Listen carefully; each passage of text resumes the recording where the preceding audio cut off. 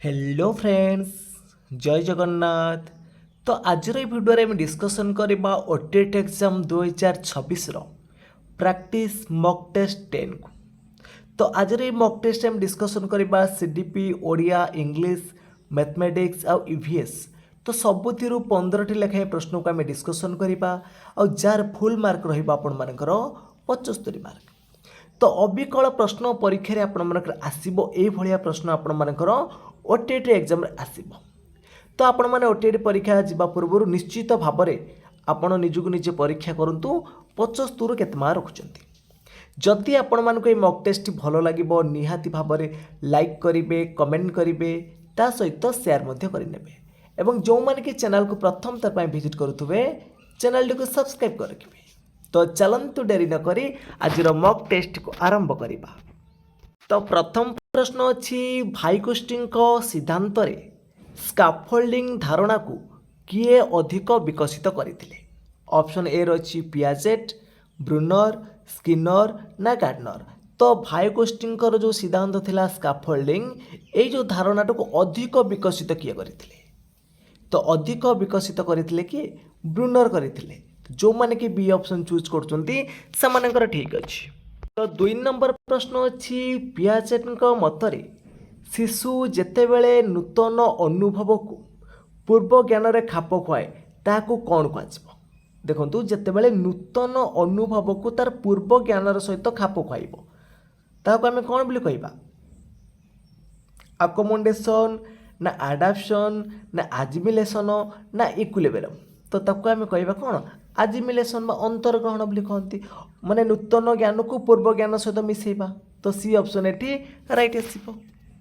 तो 3 नंबर प्रश्न पचारिछि gardener multiple intelligence theory रे क्यों बुद्धिमत्ता निजर भावना और आवेग को बुझिबा सह संबंधित?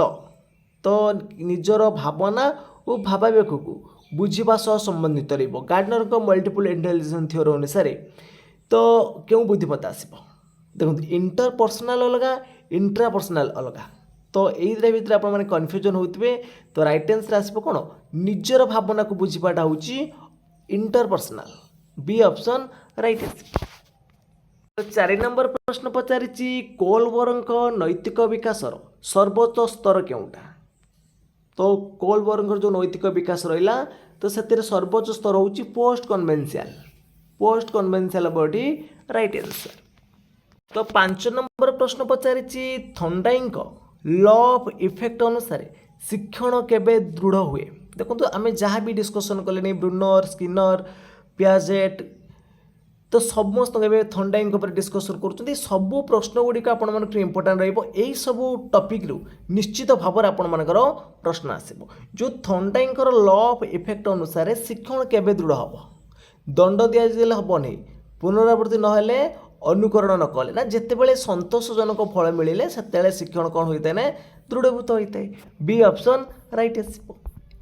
तो 6 नंबर पचार जोन ऑफ प्रोक्सिमल डेवलपमेंट कौन सूचित करे? जोन ऑफ प्रोक्सिमल डेवलपमेंट कौन सूचित करे? तो राइट आंसर रही ऑप्शन नंबर ए आसब शिशु निजे करिपारुथबा कार्य। जोन ऑफ प्रोक्सिमल डेवलपमेंट सूचित करूँ। ऑप्शन रही निजे करिपारुथबा कार्य रही शिशु जहाँ करें ना ये सब रही कौन आसब ना सहायतार करिपारुथबा कार्य। जेपीटीटा हूँ आपर कौन ना सहायतार करा जाउथबा कार्य। तो ऑप्शन नंबर ए रंग अच्छे आपर मिस्टेक थिला। सी ऑप्शन राइट आसब। Option number C of right answer. तो क्वेश्चन नंबर 7 पचार डाइवर्जेंट थिंकिंग धारणा क्यों मनोवैज्ञानिक सह जड़ित? डाइवर्जेंट थिंकिंग धारणाटा क्यों मनोवैज्ञानिक सह जड़ित? गल्फोर्ड, स्किनर, वाटसन ना पावलोव। तो डाइवर्जेंट थिंकिंगटा क्यों मनोवैज्ञानिक सह जड़ित अच्छी? तो राइट आंसर रही आपर ए ऑप्शन राइट आसब गल्फोर्ड।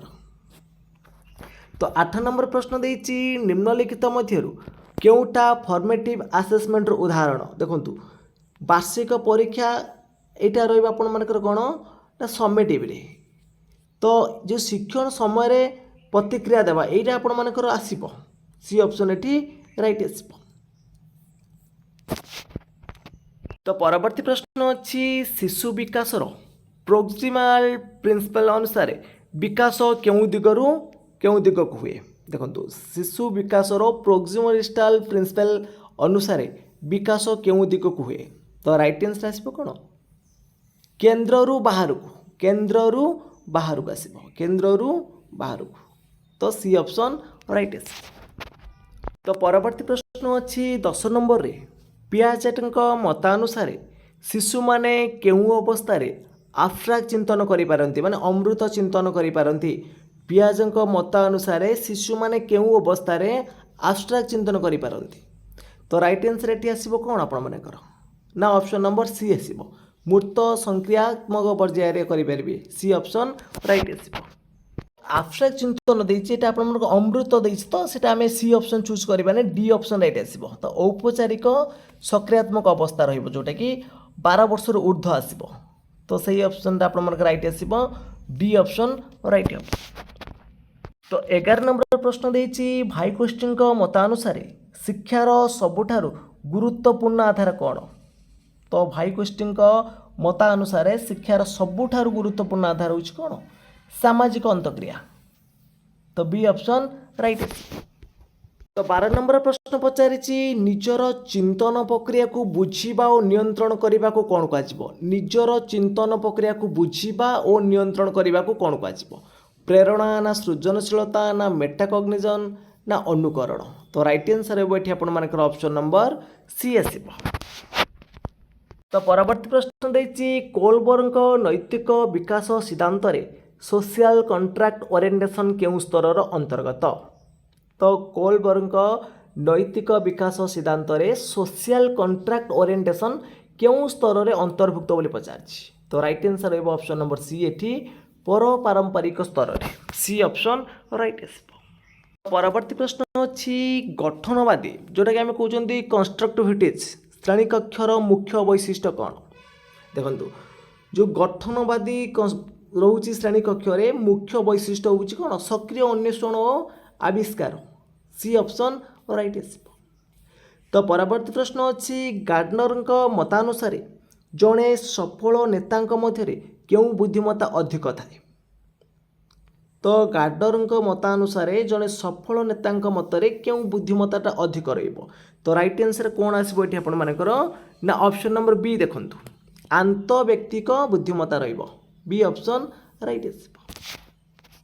तो 16 नंबर प्रश्न पचारिछि अतिथि शब्दर सठिक विपरीत शब्द केउटा आगंतुक गृहस्वामी पथिक परदेशी तो अतिथि शब्दर सठिक विपरीत शब्द होउछि कोन गृहस्वामी रहिबो एठी तो ऑप्शन नंबर कौन आसीबो एठी देखंतु बी ऑप्शन राइट आसीबो अतिथिर विपरीत होउछि गृहस्वामी।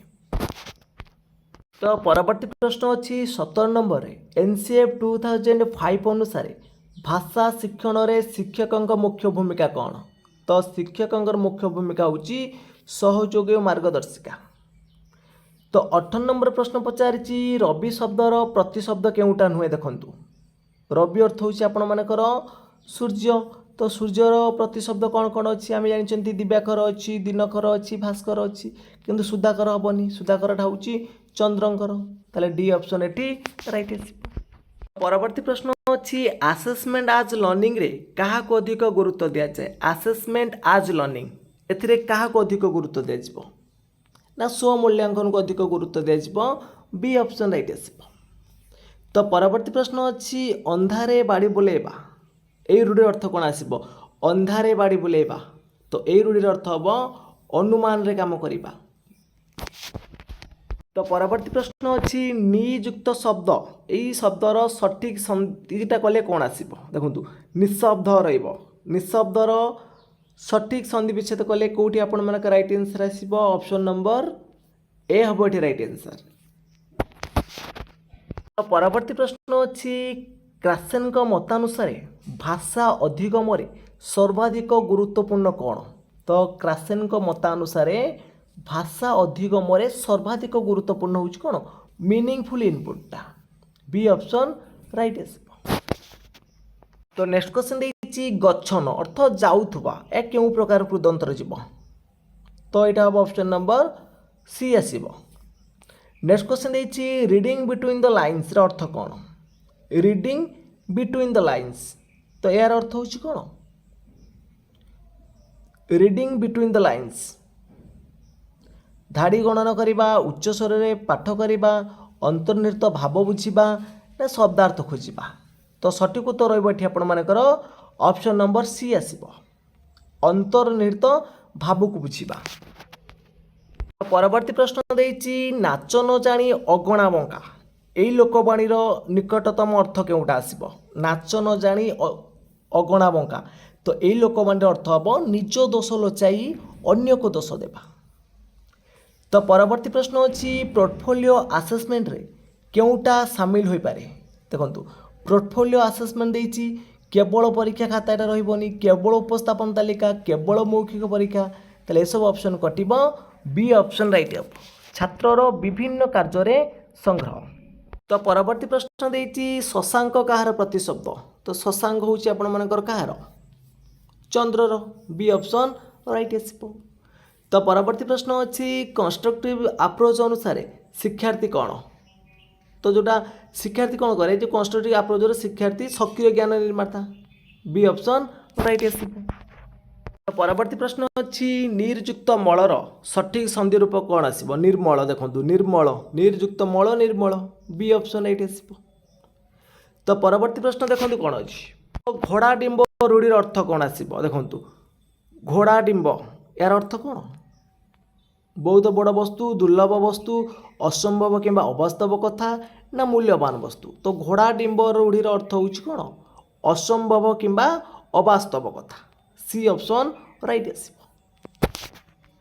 तो परवर्ती प्रश्न अच्छी which of the following is the primary objective of teaching English at the elementary level तो प्राइमरी ऑब्जेक्ट होछि एलिमेंटरी लेवल कौन देखंतु ऑप्शन भी तो राइट आंसर कौन आसब मेमोराइज वोकाबुलरी रही टीच ग्रामर रूल्स ओनली हेनी to prepare student for competitive exam primary level रही कौन आसब ना to development communication skill B option right आसब। तो परवर्ती प्रश्न देछि which method emphasize learning A language through direct association without using the mother tongue तो बिना मदर टंग व्यवहार करबा हमें एटा को मेथड आसब डायरेक्ट मेथड आसब बी ऑप्शन राइट आसब। नेक्स्ट क्वेश्चन देछि which one is an example of a productive language skill देखो प्रोडक्टिव लैंग्वेज स्किल आम रोची स्पीकिंग आउ राइटिंग किंतु ऑप्शन ले अच्छी केवल स्पीकिंग तो आम स्पीकिंग को चूज करवा सी ऑप्शन राइट आसब। तो नेक्स्ट क्वेश्चन देछि while teaching a poem the teacher ask student to express their own feelings about it जितेबाला शिक्षक पोएम पढ़ाऊँ एवं कहते पिलामान कहते निज भावधारा अनुसार एक्सप्रेस कर निज अनुभव अनुसार एक्सप्रेस कर यहीटा कौन रूट लर्निंग प्रोसेस करुच्ची मेमोराइजेशन डिटेक्शन रही क्रिटिकल थिंकिंग हम सृजनशील विकास आम जोटा कहीपर क्रिटिकल थिंकिंग ये राइट आंसर आसब।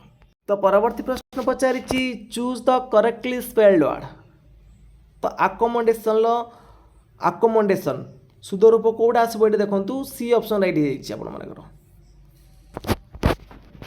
तो नेक्स्ट क्वेश्चन देछि which assessment helps identify learning difficulty of student तो आम को असेसमेंट द्वारा आम पिला मानकर डिफिकल्ट लर्निंग डिफिकल्टी जानी पारंती डायग्नोस्टिक असेसमेंट ना निदानात्मक असेसमेंट कहि आम सेटा को। तो नेक्स्ट क्वेश्चन देछि reading for specific information is known as आम गोटे स्पेसिफिक इनफॉरमेशन जो प्रकार रीडिंग करूँ आम कौन बोली कहवा स्पेसिफिक इनफॉरमेशन स्किमिंग ना स्कैनिंग ना लाउड रीडिंग ना इंटेंसिव रीडिंग तो स्पेसिफिक इनफॉरमेशन जानापी आम जोटा करूँ स्कैनिंग बोली कहते बी ऑप्शन राइट आसब।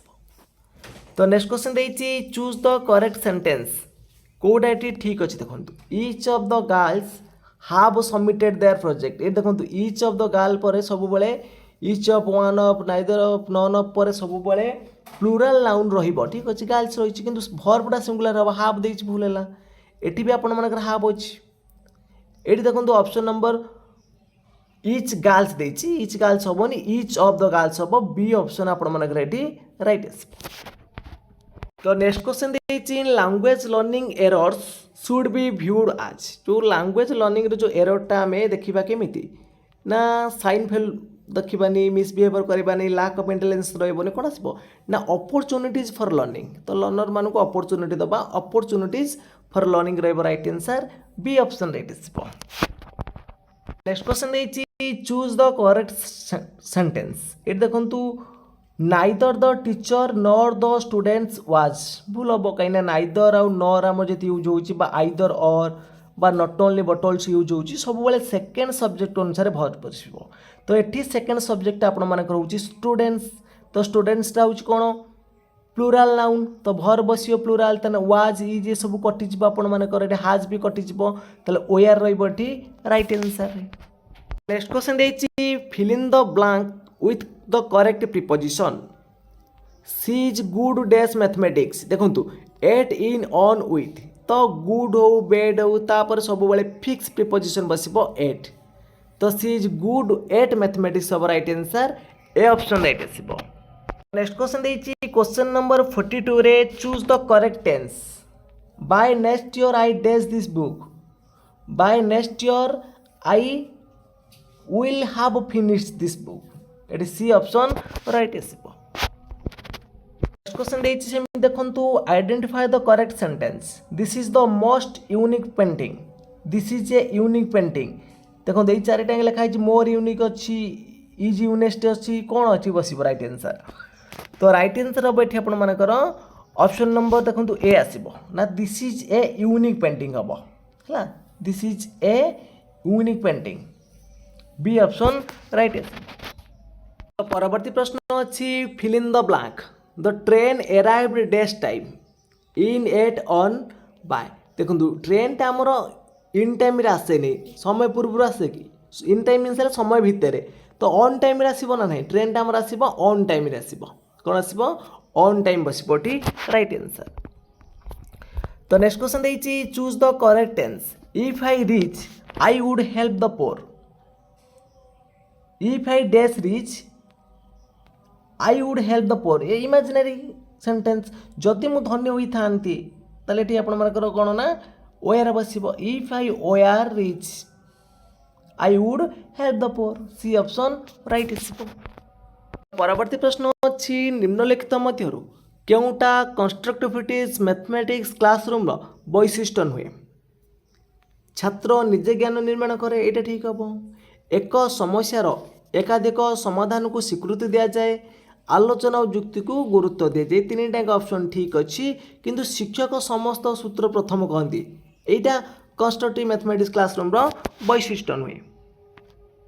परवर्ती प्रश्न अच्छी जड़े छात्र बारंबार 3 विभक्त 4 मिशाण 2 विभक्त 5 इजिकाल टू 5 विभक्त 9 करुच्ची से कौन लबक लबरे मिसे दूसरी हरू घर मिसे दूसरी तो शिक्षकों सबुठार उपयुक्त पदक्षेप कौन हम तो राइट आंसर कौन आसो ना त्रुटिर धारणागत कारण विश्लेषण करवा यहाँ शिक्षकों गुरुत्वपूर्ण रही। परवर्ती प्रश्न अच्छी पोलेंक प्रॉब्लम सॉल्विंग मॉडल रे लुकिंग बैक पर्याय छात्र मुख्यतः कौन करे तो पोलेंक प्रॉब्लम सॉल्विंग मॉडल रे लुकिंग बैक पर्याय छात्र मुख्यतः कौन करे प्रश्न पढ़े योजना प्रस्तुत करे ना समाधान यथार्थ जांच करे ना सूत्र मन रखे तो सठिक उत्तर हम ऑप्शन नंबर सी समाधान यथार्थ जांच करे।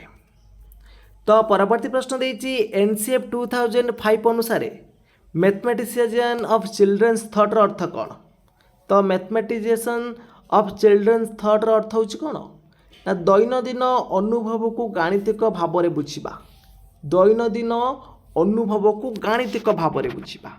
परवर्ती प्रश्न अच्छी फॉर्मेटिव आसेसमेंट और डायग्नोस्टिक आसेसमेंट मध्य मुख्य पार्थक्य कौन ये देखो जो फॉर्मेटिव आसेसमेंट आम रहा है हूँ शिक्षण समय मतामत दिए आ डायग्नोस्टिक त्रुटिर कारण चिन्हट कर बी ऑप्शन राइट आसो। तो परवर्ती प्रश्न देछि गणित श्रेणी रे ओपन एंडेड क्वेश्चन व्यवहार करिवार प्रमुख कारण कौन जो ओपन एंडेड क्वेश्चन रोची मुक्त उत्तरमूलक प्रश्न रोची ताको व्यवहार करिवार प्रमुख कारण कौन आसिबो ना विभिन्न चिंताधारा और कौशल को प्रोत्साहित करवा सी ऑप्शन राइट आसिबो। परवर्ती प्रश्न अच्छी ब्रुनर डिस्कवरी लर्निंग रे शिक्षकों भूमिका कौन जो ब्रुनर डिस्कवरी लर्निंग रहा ये लर्निंग रे शिक्षकों भूमिका कौन ना छात्रों को अन्वेषण पर मार्गदर्शन करवा बी ऑप्शन राइट आस। तो परवर्ती प्रश्न अच्छी निम्नलिखित मध्यरु क्यों परिस्थिति रेमिडियल टीचिंग रो सर्वोत्तम उदाहरण देखो क्यों परिस्थिति जो चार्टा परिस्थिति होती रेमिडियल टीचिंग रो सर्वोत्तम उदाहरण बोली पचार। तो राइट आंसर आइब कौन ना ऑप्शन नंबर सी निर्दिष्ट शिक्षण असुविधा थिबा छात्रों पर विशेष सहायता देवा। परवर्ती प्रश्न अच्छी दुईटी संख्यार अनुपात 5:7 सेमानकर गस आगु माने HCF नहेले संख्या दुईटी जोगफल केते ताले गोटे संख्या आम नहीं पार 9×5 = 45 आउटे नहीं जा 9×7 = 63 तो मिसे देले केते आसीबो 108 ऑप्शन नंबर बी हम राइट आंसर। परवर्ती प्रश्न अच्छी एक वस्तुर मूल्य प्रथमे 20% वृद्धि और पर 20% ह्रास पाइला तबे तार नीट परिवर्तन केते हैला गोटे वस्तुर मूल्य मनकर 100 टंका तो 20% बढ़ेले 120 हम पुणी 120 आम 20% कमेवा तो केते आसीबो 24 तेन 120 - 24 केते हम 96 ताले हमर मूल थिला केते 100 वर्तमान हला 96 तो नीट केते ह्रास पाइला 4/100 4/100 गुणन 100 तो राइट आंसर आसीबो आपण मनकर ऑप्शन नंबर सी आसीबो 4% हम राइट आंसर। तो परवर्ती प्रश्न देछि गोटे ट्रेन 72 किलोमीटर घंटा बेगर चली 250 मीटर लंब ब्रिज को 30 सेकेंड अतिक्रम कले तेबे ट्रेन लंब केते देखो घंटा को जाऊँगी 72 किलोमीटर ताने 3600 सेकेंड रे जाऊँगी केते 72,000 मीटर ताले 1 सेकेंड रे जीव केते 20 मीटर ताले 30 सेकेंड रे जाऊँगी माने 30 गुणन 20 600 ताले 30 सेकेंड रे जाऊँगी 600 ताले गोटे ट्रेन गोटे 250 मीटर लंब ब्रिज को अतिक्रम करुच्ची अर्थ ता दैर्घ्य सहित ब्रिज दैर्घ्य को ताले ब्रिज दैर्घ्य हूँ 250 ताले ता दैर्घ्य केते आसीबो 600 - 250 350 बॉडी राइट आंसर। तो परवर्ती प्रश्न देछि एक वृत्तर क्षेत्रफल होची 154 वर्ग सेंटीमीटर तार व्यास केते तो पाई आर स्क्वायर हम बाहर करबा तो पाई आर स्क्वायर इक्वल होची केते देछि 154 ताले पाई र वैल्यू होला 22/7 गुणन आर स्क्वायर इक्वल 154 तो वर्तमान देखंतु एटा सेपट के नै जिबा आर स्क्वायर केते आसीबो तो 154 गुणन 7/22 हो जिवो तो 22 रो काटले केते हबो 22×7 तो बर्तमान आर स्क्वायर हैला 49 तन आर आसीबो 7 जदि आर हैला 7 तले तार व्यास केते आसीबो 2r ना व्यास 2 गुण 2 × r तले 7 दूने 14 बी ऑप्शन राइट आसीबो।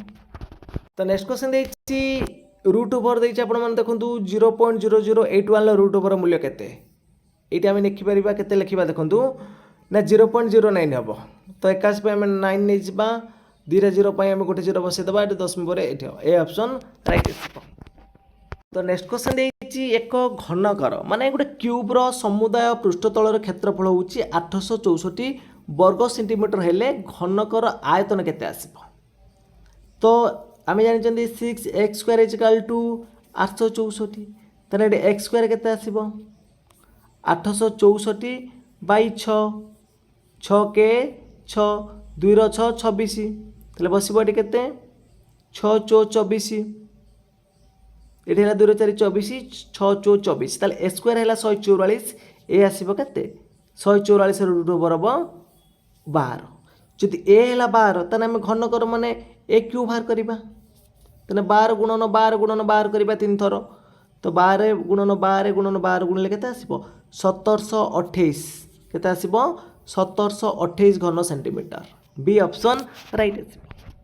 तो परवर्ती प्रश्न देछि एक त्रिभुजर तीनोटी कोणर अनुपात हला 3:4:8 तो सबुठारु बड़ कोणर समद्विखंडक द्वारा सृष्टि दुईटी कोण मध्यरु गोटिक केणे केते आसीबो ताले 8 4 12 3 15 बर्तमान नै जिबा केते 15x = 180 ताले x केते आसीबो 180 हरण 15 15 के 15 3 0 30 15 2 30 तो 12 है x है 12 ତାହେଲେ ସବୁଠୁ ବଡ଼ କୋଣ କେତେ ଆସିବ 12×96 तो सबुठु बड़ कोण आसो 96 यही कोणटा समद्विखंड कर 2 भाग करदे 96 हरण 2 है 48 डिग्री ताले ये जो कोणर समद्विखंडक द्वारा सृष्टि होता कोण मध्य गोटे कोण परिमाण हम 48 डिग्री। तो परवर्ती प्रश्न अच्छी एनसीएफ 2005 अनुसार ईवीएस रो मुख्य लक्ष्य केउटा देखु एनसीएफ 2005 अनुसार ईवीएस रो मुख्य लक्ष्य केउटा आसीबो ना शिशु परिवेश सह संपर्क को बुझा सी ऑप्शन राइट आसीबो। तो परवर्ती प्रश्न अच्छी ईवीएस रे थीम बेस्ड लर्निंग रो मुख्य वैशिष्ट्य कौन देखंतु ईवीएस रे थीम बेस्ड लर्निंग रो मुख्य वैशिष्ट्य कौन तो ऑप्शन भितर ये आपंकर राइट आंसर आसो कौन ना ऑप्शन नंबर बी तो विभिन्न विषय को एक थीम अधीन संजोग करवा। तो परवर्ती प्रश्न अच्छी निम्नलिखित मध्यरु केउटा बायोडायवर्सिटी हॉटस्पॉट नुहे देखो केउटा बायोडायवर्सिटी हॉटस्पॉट नुहे वेस्टर्न घाट हिमालय सुंदरबन ना इंडो बर्मा रीजन तो राइट आंसर कौन आसीबो देखो मोस्ट इंपोर्टेंट क्वेश्चन आपनकर एग्जाम रे आसीबारे मध्य राइट आंसर है ऑप्शन नंबर सी सुंदरबन। तो परवर्ती प्रश्न अच्छी ईवीएस रे जड़े शिक्षक छात्र मानू स्थानीय बजार परिदर्शन कराई तथ्य संग्रह करने कहले यह केउं पद्धतिर उदाहरण एटी देखंतु लेक्चर मेथड रहिबोनी डेमोन्स्ट्रेशन मेथड रहिबोनी ड्रिल करूना प्रोजेक्ट ही परिबोटी बी ऑप्शन राइट हो। तो परवर्ती प्रश्न अच्छी भितरकनिका जातीय उद्यान केउं प्राणी पई प्रसिद्ध तो भितरकनिका जातीय उद्यान हूँ लुणिया पानी कुंभीर पाई।